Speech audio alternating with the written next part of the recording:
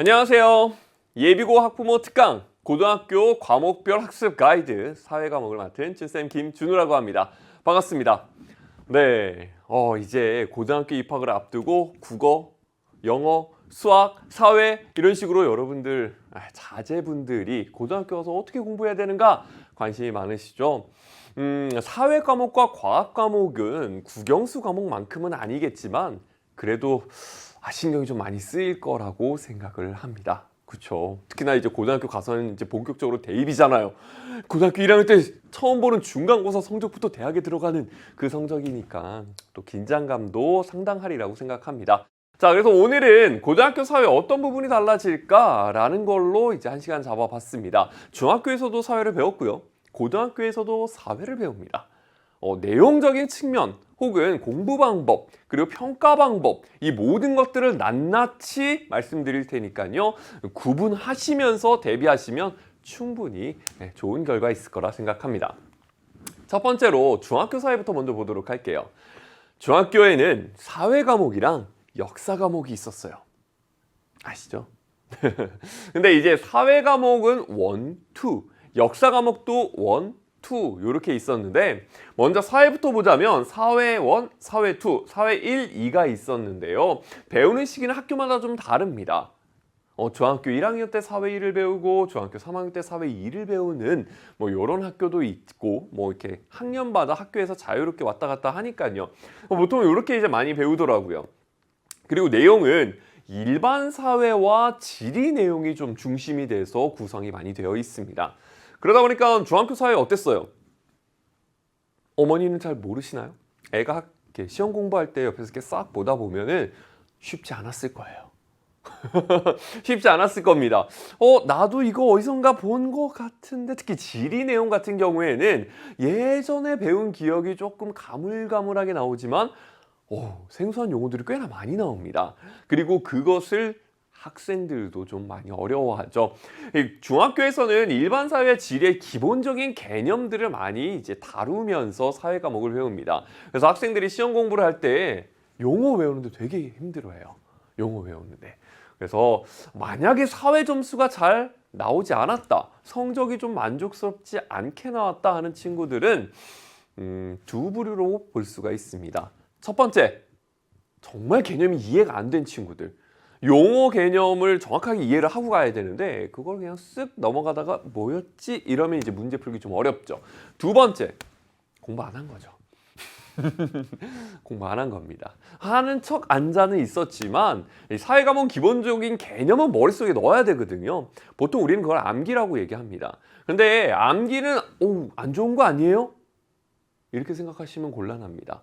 기본적인 내용이 암기가 된 상태에서 그 다음에 응용을 할 수가 있거든요. 그런데 기본적인 내용, 개념조차 모르고 뭘 하겠어요? 그거를 머릿속에 익히지 못한 경우엔 점수가 좋게 나올 수가 없습니다. 그래서 저는 단도직입적으로 중학생한테는 얘기를 해요. 사회 성적이 안 나왔어? 공부 안 했네. 공부 안 했네. 저 했는데요? 공부 방법이 잘못됐네. 네. 개념을 보고 확실하게 정확하게 머릿속에 기억을 하셔야 되는데 이럴 거야, 이거 아닌가? 되게 헷갈리는 단어들 많거든요. 그걸 정확하게 구분을 못 해놓은 겁니다. 네, 그러면 점수가 잘 나오기가 어렵죠. 자, 그다음에 두 번째 역사입니다. 역사는 사회 과목이랑 조금 다른 게 중학교 역사 보셨을 거예요. 네. 중학교 사회 같은 경우에는 그래도 옛날에 이거 하면서 이제 기억이라도 좀 날 텐데 중학교 역사는 이건 뭐지? 나도 모르겠는데 이런 것들이 꽤나 많았을 겁니다. 특히 역사 1 같은 경우에는 내용이 세계사고 중학교 2학년 때 많이 배우는데 너무 생소한 용어들이 많이 나와요. 부모님도 그럴지언데 애들은 오죽하겠어요.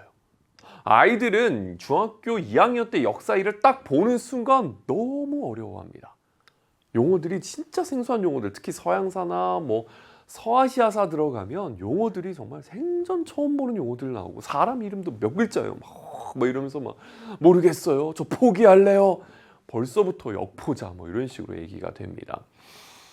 중학교 2학년 때 세계사 1을 그러니까 역사 1, 세계사 내용을 좀 배우고 보통은 이제 중학교 3학년 때 역사 2, 한국사 내용이 나옵니다. 이 한국사 내용은 좀 쉬울 것 같죠. 초등학교 때도 한국사 배웠잖아요. 근데 이 중학교 3학년의 한국사 내용은 쉽지만은 않습니다. 이 중학교 3학년의 한국사 내용은 전근대사가 중심이 돼서 나오게 되는데요. 이 전근대사라는 것은 옛날 얘기. 선사시대 때부터 시작해서 조선시대 때까지입니다. 그리고 이 부분을 중학교라고 해서 쉽게 내지 않아요. 조금은 쉽게 고등학교보다는 나오긴 하지만 기본적으로 굉장히 어려운 역사 용어들이 많이 나옵니다. 그리고 정치가 굉장히 좀 중요하게 나오기 때문에 이 외교, 전쟁, 정치 이 부분도 학생들이 쉽지는 않습니다. 한마디로 역사 1, 역사 2를 거치면서 학생들은 어려워해요. 역사 용어를 너무 어려워하고 외울 게 너무 많다라는 생각에 너무 지레 겁을 먹는 거죠. 자, 이렇게 이제 역사를 배웠어요. 물론 중학교 때 사회 역사를 재밌게 본 친구들은 전혀 문제가 되지 않습니다. 근데 그러지 않은 친구들이 많이 있다라는 게 문제가 되는 것이죠. 그래서 정리를 하자면 중학교 사회 역사 과목에서 점수, 학업 성취, 평가에 있어서는 가장 기본적인 개념과 용어가 머릿속에 있어야 돼요. 그건 사회든 역사든 마찬가지입니다. 네. 그리고 이거를 시험 볼 때는요, 그 개념 정도만 보통 물어봅니다. 그걸 응용해가지고 보면 되게 어려워하거든요. 아니, 기본 개념도 모르는 애들한테 응용을 물어보면 그건 진짜 어려운 문제가 됩니다. 그래서 중학교 시험 문제는 굉장히 심플하게 단답식으로 많이 나와요. 이거 아니? 이거 아니? 뭐 서술형도 나오긴 하지만 보통은 기본적으로 객관식이든 주관식이든 단답형으로 개념을 뜻을 물어보는 문제가 굉장히 많이 나옵니다. 네. 그게 이제 중학교 사회와 역사의 특징이다라고 보시면 되겠어요. 자, 근데 이제 고등학교로 올라갑니다. 아니, 그러면 도대체 얼마나 더 어려워지는 거야? 라고 생각할 수 있을 텐데 아닙니다. 놀랍게도 중학교에서 사회를 정말 열심히 하고 잘한 친구들은 고등학교 때 전혀 어렵지가 않습니다. 내용이 거의 비슷하게 나와요. 진짜입니다. 그래서 고등학교 1학년 때 통합사회와 한국사라는 과목을 배웁니다. 보통 통합사회 일주일에 한 3시간 혹은 4시간 정도 잡고요. 한국사는 보통 한 3시간 정도 잡게 됩니다. 많은 학교에서는 통합사회 4시간을 잡는데 통합사회 내용 자체가 그렇게 개념이 많은 과목은 아니에요. 그래서 어떤 학교는 3시간을 잡는 학교들도 좀 있습니다. 한국사는 보통 일주일에 3시간이 필수로 이제 1년간 배워야 되는 단위이기 때문에 보통 한 3시간을 잡거나 아니면 1학년 때 2시간, 3학년 때 1시간 이렇게 한국사는 분리를 해놓는 학교들이 좀 있습니다. 그 이유는 한국사 과목은 수능 필수 과목이에요. 근데 1학년 때만 3시간씩 일주일에 3시간씩 1년을 배우고 난 다음에 고2, 고3 때 전혀 배우지 않거든요. 그러면 이제 수능 준비하기 좀 그러니까 차라리 1학년 때 2시간 하고 3학년 때 1시간씩 하면서 수능 대비를 해주자라는 학교도 있습니다. 근데 교육청 권고사항은 아니에요. 그렇게 나눠서 가르치지 말라고 얘기합니다. 그래서 보통은 고1 때 이 두 과목을 배우게 됩니다. 이 배우는 내용은 통합사회는 일반사회, 지리, 그다음에 윤리 이런 식으로 들어가 있고요. 살짝 세계사 내용이 설명을 위한 배경 설명으로 들어가 있습니다. 그다음에 한국사 내용은 한국사 전범위가 다 들어가 있습니다. 한국사 전범위가 다 들어가 있어요. 네. 그래서 이 내용을 잠깐만 설명을 좀 더 하자면 중학교 때 사회랑 고등학교 통합사회는 내용이 거의 유사합니다. 거의 유사해요. 그리고 기본 개념을 다시 다룹니다. 그래서 통합사회는 개념 내용 자체가 많지는 않아요. 많지는 않고 중학교 때 했던 것들 떠올리면서 그냥 또 따라오면 충분히 가능합니다. 근데 문제가 있어요. 개념 내용이 많지 않다 보니까 시험 문제 출제를 하기가 좀 어려운 과목이 통합사회입니다. 그래서 이 통합사회는 주로 활동 위주의 교과서가 구성이 되어 있고요. 그러다 보니까 당연히 평가 요소에서도 지필평가도 중요하지만 뭐가 중요할까요? 그렇죠. 수행평가가 중요한 과목이 바로 통합사회입니다. 그래서 통합사회는 뭔가 과제를 내주고 활동을 하고 그걸 수행평가로 바꾸어서 점수로 내고 지필평가에서는 오히려 보통은 일반 사회 중에 경제 파트가 조금 학생들이 그나마 어려워하거든요. 그래서 그 경제 파트를 약간 좀 딥하게 내면서 변별을 가르는 그런 모습들이 조금 보입니다. 그 외에는 진짜 기본 개념은 너무 쉽다. 이렇게 이제 이해를 하시면 되겠습니다. 한국사의 내용은 좀 딥해집니다. 우리가 중학교 때는 역사 2에서 한국사를 전근대사를 배웠다 그랬잖아요. 선사시대 때부터 시작해서 이제 조선시대 때까지 배우고요. 그 이후에 있는 근현대사 부분은 딱 한 단원, 완전 축약해서 정리해놨습니다. 그 이유는 고등학교 때 근현대사를 자세히 배워라 라는 겁니다. 그래서 반대로요. 여러분 고등학교 와가지고는 전근대사가 한 단원입니다. 선사시대 때부터 시작해가지고 조선시대 때까지가 한 단원이에요. 보통 교과서 크게 4단원으로 이루어져 있거든요. 러프하게 생각하면 중간, 기말, 중간, 기말 이렇게 이제 볼 수 있죠. 이 1학기 중간고사가 순서대로라면 선사시대부터 조선 후기까지입니다. 네, 이렇게 이제 들어가 있어요. 그래서 이 전근대사는 중학교 때 배웠으니까 중3 때 바로 딱 복습 한 단원으로 하고 그다음에 근현대사에 집중하자라고 하면서 흥선대원군 집권기부터 시작해서 오늘날까지 쭉 자세하게 배우게 됩니다. 그래서 고등학교 한국사는 근현대사 중심이다. 그래서 만약에 이 고등학교 한국사를 좀 대비하고 싶다? 그러면 전근대사도 좋지만 근현대사를 조금 더 중학교 때는 거의 그냥 후루룩 넘어갔을 거거든요. 요걸 좀 보충하는 게 좋지 않을까 말씀을 드립니다. 자, 그러면 이제 고등학교에서는 어떻게 평가를 내리느냐? 중학교랑 비슷합니다. 수행평가랑 지필평가 크게 이 2가지 방법으로 가죠.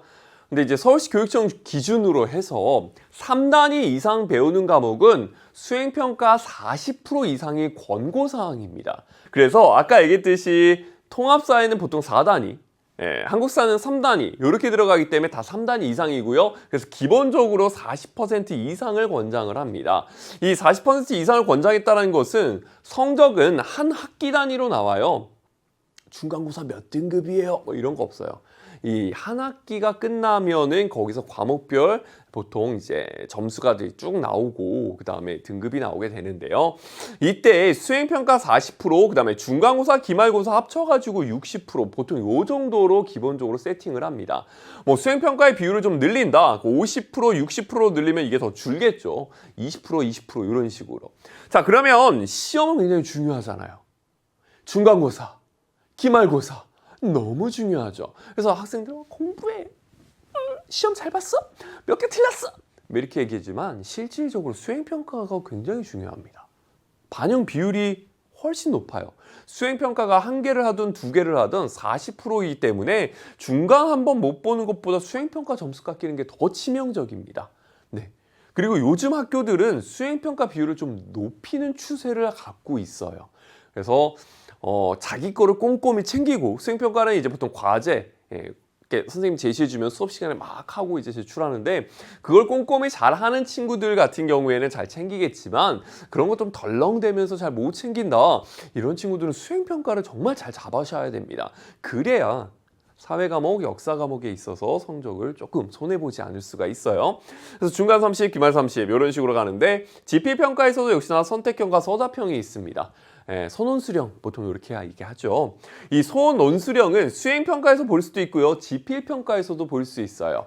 네, 근데 이제 많은 학교들이 이제 지필평가에서 이제 하면서 채점까지 같이 하죠. 근데 뭐 수행평가로 가면 지필평가는 그냥 객관식 문제만 있는 경우도 있기는 있습니다. 선원수령은 보통 20% 이상은 하라라는 권고 지침이 내려오고 있습니다. 너무 어렵나요? 걱정하지 마세요.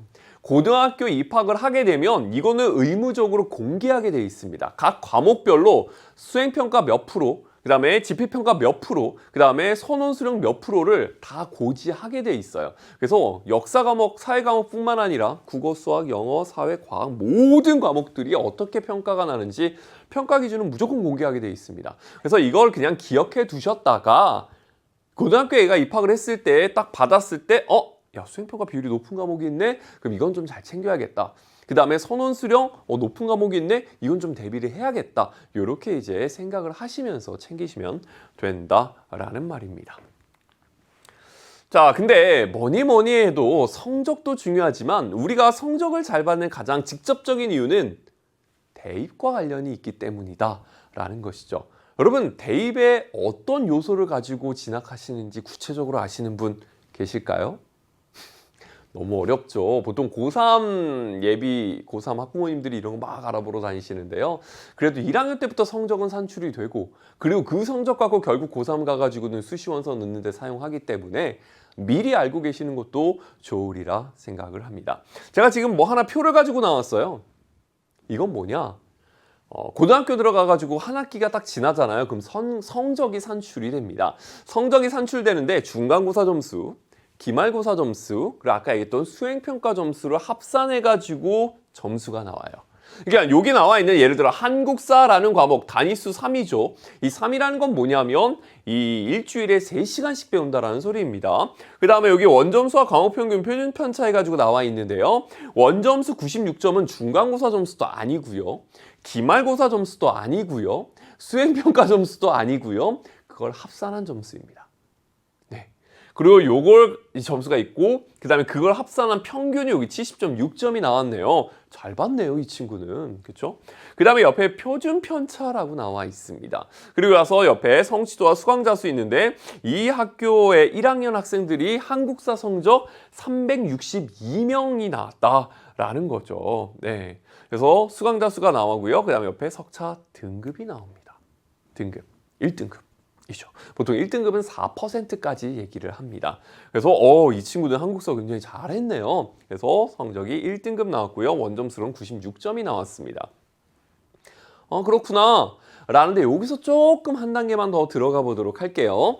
자, 여기서 중요한 것 중 하나가 단위수입니다. 이 단위수가 높을수록 중요한 과목이라고 보시면 됩니다. 단위수가 4다, 단위수가 5다, 이러면 진짜 이거는 중요한 과목입니다. 보통 등급과 단위수 이걸 이렇게 곱하면서 얘기를 하거든요. 단위수가 1인 과목을 잘 보는 것도 중요하지만 단위수가 높은 과목일수록 못 보면은 타격이 큽니다. 보통 단위수 높은 과목이 국, 영, 수가 됩니다. 그래서 국영수가 중요해요. 과학도 보통 4단위 이렇게 가거든요. 그래서 단위수가 4단위 넘어가면 그 과목은 진짜 중요합니다. 그래서 단위수는 그렇게 생각하시면 되겠고요. 그 다음에 아까 안 얘기하고 넘어갔었던 여기 있는 표준 편차 있죠? 이거를 그냥 넘어가시는 경우가 많아요. 근데 조금 정보가 빠르신 부모님들은 표준 편차 얘기 들었을 거예요. 이 학교에 딱 갔을 때 보통 그 학교 과목별로 표준 편차는 어느 정도 나요? 이렇게 물어보는 중학교 학부모님 벌써 계십니다. 네, 빠르신 거죠. 이 표준 편차라는 건 뭐냐면 분포도라고 생각하시면 돼요. 이 학생들, 이 학교에 있는 한국사를 듣는 학생들이 점수 분포가 어느 정도 되어 있는지를 보는 게 표준 편차라고 쉽게 생각하시면 됩니다. 그래서 이 표준 편차의 숫자가 크면 클수록 분포가 찢어져 있다 라는 소리고요. 표준 편차가 작으면 이렇게 조금 몰려 있다 라는 겁니다. 그래서 이 표준 편차가 크면 클수록 잘하는 애도 있지만 정말 못하는 애도 많구나. 이러면 이 학교는 어떤 학교일까? 입학사정관들이 판단을 할 수 있는 하나의 근거가 된다라는 거죠. 보통 이제 특목고라든가 좀 이렇게 공부 잘하는 학생들이 많이 간 학교 같은 경우에는 표준 편차가 좀 작습니다. 다들 이제 잘하는 아이들끼리 고만고만 다 성적이 몰려 있거든요. 네, 그래서 표준 편차가 작아? 그리고 평균도 높네?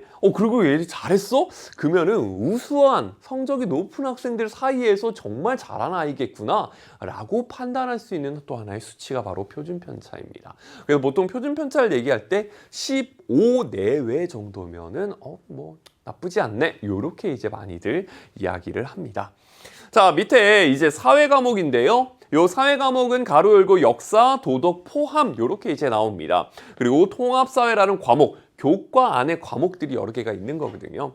자, 단위수는 3단위가 되겠고요. 이 학교는 원점수는 83점, 과목 평균은 65.9, 표준 편차는 19.8로서 조금은 넓어졌네요. 그 다음에 성취도는 B 있습니다. 선생님, 이 성취도는 뭐예요? 이 성취도는 A, B, C, D, E 이런 식으로 이제 하는데요. 사실상 등급이 나와 있는 성적 같은 경우에는 성취도를 크게 많이 반영하는 학교는 없습니다. 대학에서 보통은 등급으로 많이 하기 때문에요.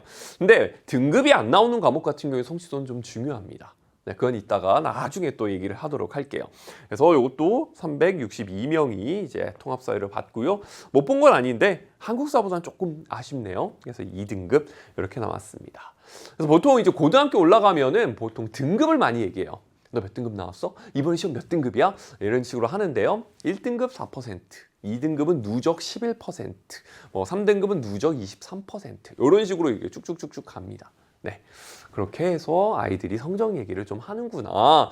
성적을 애가 받아왔는데 이 성적표를 보고 어떤 의미인지는 아셔야 될 거 아닙니까? 그렇죠? 단위수. 이게 높을수록 중요하다. 그다음에 원점수, 이건 중간 기말 수행을 합친 거다. 평균, 그다음에 표준 편차. 15 내외, 이게 아름답다. 그다음에 성취도, 등급. 보통 등급만 보시는데요. 이런 것까지 같이 보시면 조금 더 학생과 할 이야기는 많이 나올 것 같습니다. 자, 그다음에 이제 마지막으로 말씀드릴 게 바로 이게 과목별 세부 능력 및 특기 사항입니다. 방금 봤던 성적은 말 그대로 데이터예요. 수치죠.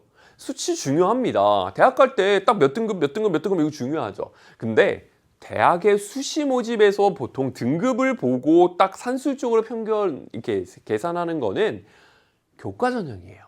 요즘 교과 전형도 많이 좀 바뀌고 있습니다. 보통은 뭘 보냐면 이 정도 등급이면은 우리 학교 와가지고 어느 정도 공부를 따라갈 수 있겠네. 근데 얘는 이 과목에서 뭐를 그렇게 열심히 한 거야? 어떤 역량을 갖고 있지? 어떤 능력이 있는 아이야? 뭐에 관심이 있지? 진로는 뭐야? 이런 것들을 생활기록부를 통해서 알고 싶어 해요. 그런 것을 가장 많이 주목하는 곳이 바로 과목별 세부 능력 및 특기 사항입니다. 모든 학생들한테 선생님들이, 그 교과 선생님들이 써주게 돼 있어요. 써주게 돼 있는데 이게 굉장히 좀 중요합니다. 숫자에서 알 수 없는 학생의 진로, 관심 분야, 역량, 평가를 파악할 수 있음. 이 학생은 어떻다라는 선생님의 평가도 파악할 수 있다라는 겁니다. 이건 또 어떻게 준비를 해야 되나요? 자, 보죠. 제가 과목별 세부 능력 및 특기사항 예시를 하나 가져와 봤습니다. 항상 예시는 예시일 뿐입니다. 주의사항. 이게 그대로 이렇게 해야지. 전혀 좋지 않습니다. 예시는 예시일 뿐. 그 이유는 이따가 말씀드릴게요. 자, 일단 한국사 예시를 가져와 봤어요. 이 학생은 한국사 시간에 뭘 했는지 과목 선생님이 써주셨습니다. 조선 후기 정선의 진경산수화에 관심을 가지고 조사하여 발표함. 대표적인 미술사가들의 인왕제색도에 대한 해석과 평가를 비교하면서 정선의 진경산수화에 대한 특징을 알기 쉽게 잘 설명하였음. 그러면서 조선 후기 정치적 상황을 토대로 진경산수화가 유행한 이유를 설명한 것이 인상적이었음. 더 나아가 진경산수화의 영향을 받은 오늘날의 산수화로 이세연 작가의 레드산수, 유승호 작가의 문자산수 등 우리가 흔히 알고 있는 산수화의 고정관념을 깨는 작품들을 소개하여 오늘날까지 이어지는 진경산수화의 흐름을 설명한 점이 좋았음. 발표 내용에 대해 완전히 이해하고 숙지하여 대본을 보지 않고도 막힘없이 발표함으로써 학생들이 몰입해서 발표를 경청하였고 많은 질문에도 막힘없이 대답하는 등 발표 주제에 대한 이해도가 매우 높음. 이렇게 이제 나왔습니다. 자, 이걸 보고 이 학생에 대해서 뭘 알 수 있죠? 제가 입학사정관이라고 생각해 봅시다. 학부모님도 입학사정관이라고 생각하고 이걸 딱 읽어봤어요. 한국사 성적은 아까 봤듯이 뭐 1등급이든 2등급이든 잘 몰라요. 근데 이제 세특을 봤을 때에 이 학생은 뭐에 관심이 있구나? 진경산수화에 관심이 있구나. 한국사인데도 그 많은 주제 중에 미술 작품을 골랐네. 미술에 관심 있는 학생일 가능성이 높겠구나. 그리고 나서 인왕제색도 가져왔는데요. 뭐 했냐면 미술사가들의 해석과 평가를 비교했다 그러잖아요. 그러니까 이거를 비교하기 위해서는 다른 미술사가들의 평가를 어디선가 봐서 책이라든가 논문을 보고 비교했겠구나 라는 걸 우리는 파악해 볼 수가 있다는 거죠. 그러면서 조선후기 정치적 상황을 토대로 진경산수가 유행한 배경이라는 것은 역사적인 배경을 통해서 미술을 바라볼 수 있는 시각도 갖췄구나. 자, 그 다음에 오늘날의 산수화로 이어져 와가지고 대표적인 산수화 작품들도 작가 작품들도 알고 소개해주고 설명해줬었네. 얘 진짜 그림에 관심 많네. 그러면서 발표 내에 대해서 완전히 이해하고 학생들도 열심히 들었고 그 다음에 질문도 대답하고 선생님이 이렇게 써줄 정도라면 얘가 정말 훌륭한 학생이겠구나. 이 내용에 대한 이해도가 높겠구나. 궁금한데? 진짜 물어보고 싶네?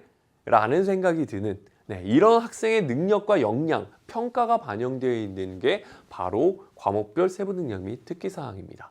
이거는 선생님 고유의 권한이기 때문에요.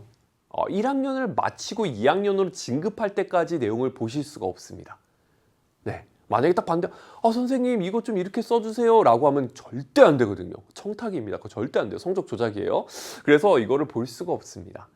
그러면 이거는 어떻게 챙겨야 되느냐? 일단 기본적으로 수행평가의 내용을 선생님들이 많이 써요. 수행평가에서 애들한테 활동했던 것들을 그걸 관찰하면서 선생님이 아이들의 능력과 발표 주제에 관련 있는 것들을 쭉 기록을 해드립니다. 기록을 해주는데 여기서 중요한 게 뭐냐? 기본적으로 과목별 세부 능력 및 특기사항을 얘기할 때 자기가 관심 있는 분야를 가야 돼요. 뭐가 좋지? 선생님 예를 들었으니까 그래 한국사 시간에 진경선수 하면 좋겠다. 아니에요. 본인에게 맞고 재미있고 그 다음에 흥미있는 주제를 가지고 와야 돼요. 그리고 나서 그걸 어디까지 해봤니? 그거에 대해서 어디까지 알아봤니? 그래서 그걸 위해서 어디까지 노력해봤니? 이런 것들을 어필할 수 있어야 됩니다. 아무것도 안 하고 발표하는데 그냥 무슨 백과사전 베껴가지고 이렇게 한 다음에 그거 그대로 읽으면 무슨 능력이 있어요? 써줄 말도 없어요, 선생님 입장에서는. 그래서 기본적으로 수행평가에 열심히 하면요, 수행평가 점수도 받고 세특도 챙길 수 있는 일석이조의 상황이 나올 수가 있고요. 그 다음에 두 번째로 그럼에도 불구하고 난 더 뭔가를 하고 싶다. 그럼 선생님한테 요청을 하면 됩니다. 선생님 저 이거에 관심 있는데 이거에 대해서 조사해서 발표해도 되나요? 무슨 활동을 해도 되나요? 그럼 선생님과 계속 얘기를 하면서 그 요소들을 골라가지고 여기 쓰는 게 굉장히 중요해요. 대세는 학생부 종합전형이잖아요. 그쵸? 네, 수시에서 대세는 학생부 종합전형인데 학생부 종합전형에서는 이 과목별 세부 능력 및 특기사항을 너무 중요하게 봅니다. 선생님들에 대한 평가가 들어가 있죠. 선생님들의 평가가 들어가 있는데 이 과목이 몇 개예요? 국어, 수학, 영어, 사회, 역사 뭐 그 외의 과목들도 선생님의 평가들이 다 들어가 있잖아요. 그게 이제 공통적으로 얘가 다 열심히 했네 라는 얘기가 나오면 그게 신빙성이 생기게 되는 겁니다.